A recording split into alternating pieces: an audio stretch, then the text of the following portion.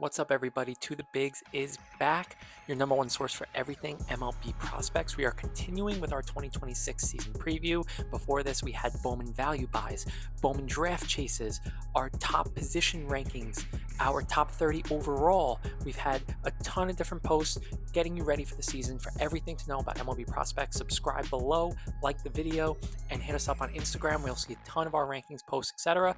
And subscribe at tothebigs.com for exclusive content for free to your email. Today, we are doing top 10 farm systems in baseball.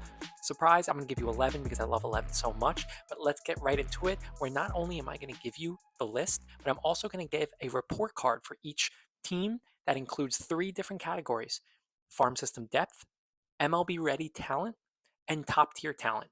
And those 3 grades will combine to give you the rank 1 through 10. I said we are going to do 11. Let's start with number 11, Minnesota Twins. I added them right outside the top 10, but I wanted to speak on them because of the depth. A on depth, C on top tier talent, B on MLB Ready Talent. You have Walker Jenkins, Eduardo Tate, Killian Culpepper, Emmanuel Rodriguez, Gabriel Gonzalez. Then you also have sleepers like Henry Mendez and Kadam Diaz. So you have a ton of depth there, but just outside of Walker Jenkins, not a lot of top tier talent. But they're going to make some impact at the MLB level. Number 10, the Cincinnati Reds. Now, they are here mainly because of NL Rookie of the Year favorite Sal Stewart, but you also have to the big sleeper Rookie of the Year voter in Hector Rodriguez, guy who can hit extremely well, get on base. He just doesn't play the field well, so they're going to have to figure out where to put him. However, he's a very good player. And you also have Alfredo Duno, who's shooting up ranks, and the 2 back-to-back drafted shortstops in Steele Hall and Tyson Lewis. So give them a B+ on top-tier talent with Sal Stewart and Duno, but everywhere else they're kind of mediocre. Number 9, St. Louis Cardinals, a C on depth, but an A on top-tier talent. Why? JJ Weatherholt, Rainiel Rodriguez. Enough said. Weatherholt will be the starting third baseman. Rainiel will shoot up to top 10 ranks and be the starting catcher next year in his teenage years, if not 20. Number 8, the New York Mets. Now, they just traded Jet Williams and Brandon Sprout. That's okay. You still have a ton of depth, and most importantly, MLB ready top tier talent. A on MLB Ready Talent, B+ on top tier talent. You have Nolan McLean, Carson Bench, and then you also have Jonah Tong, Jacob Reimer, and you also have AJ Ewing, who is creeping up people's radars, where I called him out a year and a half ago on tothebigs.com. Number 7, I'm a little lower on them than others, but that's just because I love the teams ahead of them. Milwaukee Brewers, depth is an A. Top tier talent B, and MLB Ready Talent is a B+. That is because you have Jesus Mate and Luis Pena, who are not ready to go, but they are stud top tier players, especially Mate. Then you have Andrew Fisher, Brandon Sprout, Jet Williams, who I said were just traded from the New York Mets. Then you have Josh Adamszewski as a sleeper. You have Logan Henderson, who's still considered a prospect and will be in that rotation. So ton of depth there. Number 6, one of my favorite undervalued systems, Chicago White Sox. I'm higher on them than most.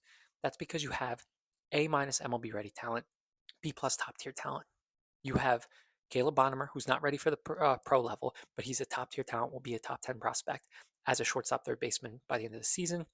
And then you have Schultz and Smith, the 2 left-handed pitchers who will be in the rotation early on this season, and Braden Montgomery, switch hitting center fielder, who will be ready to go and be a centerpiece in that lineup. So you have a ton of studs on that team.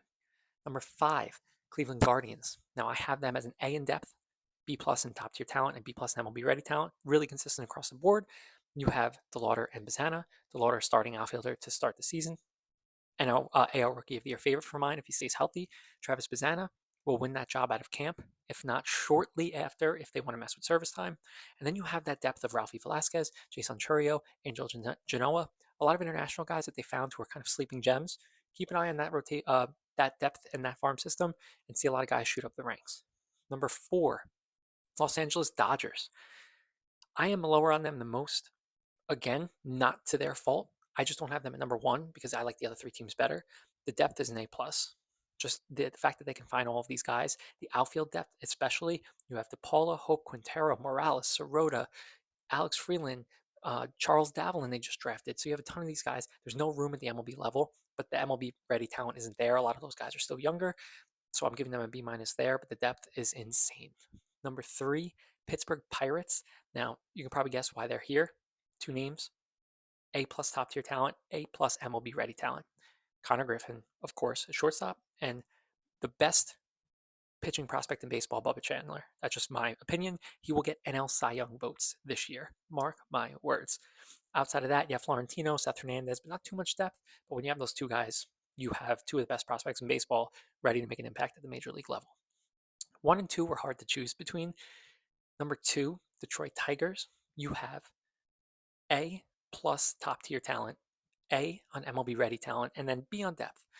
They are very top heavy in that system, but you have Kevin McGonigal, you have Max Clark, who in my opinion is the best 5-tool potential prospect in baseball, will be number 1 prospect in baseball by the end of the season if he's not graduated by that point. Bryce Rainier and Josue Briseño. Bryce Rainier had a hell of a season before he got hurt. His advanced metrics were off the charts. He's going to shoot back up ranks now. He's healthy, so keep an eye out. So you can probably guess who number 1 is. Seattle Mariners. The depth is a B+, A on the top tier talent, and A on the MLB-Ready Talent. The list goes on. Colt Emerson will be starting at third base most likely at some point early on in the season. You don't even count Cole Young because he's graduated, but he's an absolute stud too. Then you have Cade Anderson, who will be in that rotation at some point early in the season. If it wasn't so deep of a rotation already, he'd probably be there even earlier, but he'll get a couple of starts in AA, AAA, and then make his way up because he's just already impressing at camp. Then you have Ryan Sloan, the other pitcher who's not MLB ready, but he's already making headlines at camp and throws a ton of filth. Lazaro Montes, and then you have another MLB ready guy, Michael Arroyo, who's one of my favorite to the bigs prospects that we've covered for years, and he will be moving to the outfield so that the Mariners can get him up. So you have the best farm system in baseball in the Seattle Mariners, a ton of MLB ready talent ready to go. Thank you guys for listening.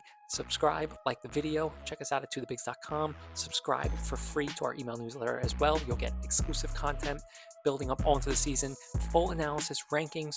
Check everything out at tothebigs.com. And follow us on Instagram and Twitter as well. Thank you guys for the support. Stay tuned. Our MLB season preview is not done yet. We have a whole month of spring training to go.